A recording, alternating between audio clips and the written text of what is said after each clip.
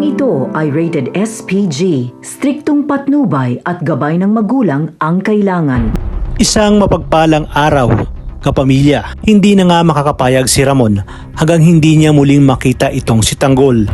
Kutob niya kasi na talagang ito ang kanyang tunay na anak. Habang si Tanggol naman ay sinisisi ang kanyang sarili dahil sa bugso ng kanyang ladamin at kanyang pagmamadali ay napuruhan nga itong si Primo at kasalukuyang nanganganib ang buhay nito. Buti na lamang ay maraming koneksyon itong si Amanda at agad na nagpatawag ng doktor upang pumunta sa kanilang hideout. Samantala, tuloy na ngang lumabas ang tunay na kulay ni Pablo nang sa pilitan nitong halikan si Bubbles.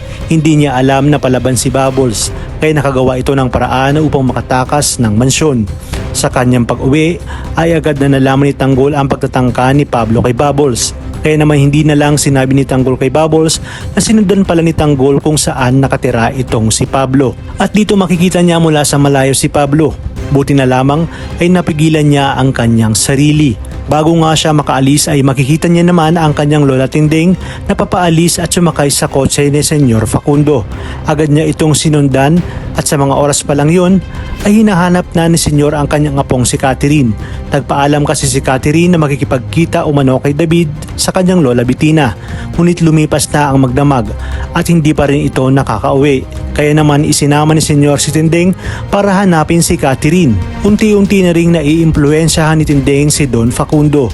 Ayon kay Tinding, nasubukan ni Senyor na dumaan sila ng simbahan upang manalangin sa Poong Nazareno. Wala silang kaalam-alam na sinusundan pala sila ni Tanggol.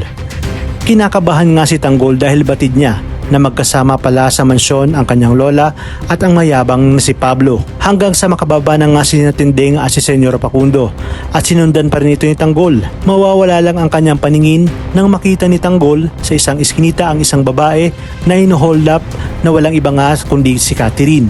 Agad na nagpasalamat si Catherine dahil sa tulong na ginawa ni Tanggol.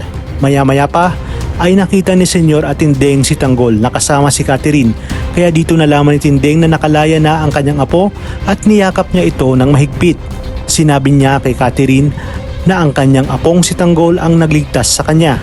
Labis-labis naman ang pasasalamat ni Senyor kay Tanggol dahil sa ginawa nito kay Catherine na pagliligtas. Wala siyang kaalam-alam na si Tanggol pala ang tinutukoy ni Marcelo. Gayunpaman mapapansin sa mga mata ni Catherine na parang na love at first sight nga siya dito kay Tanggol.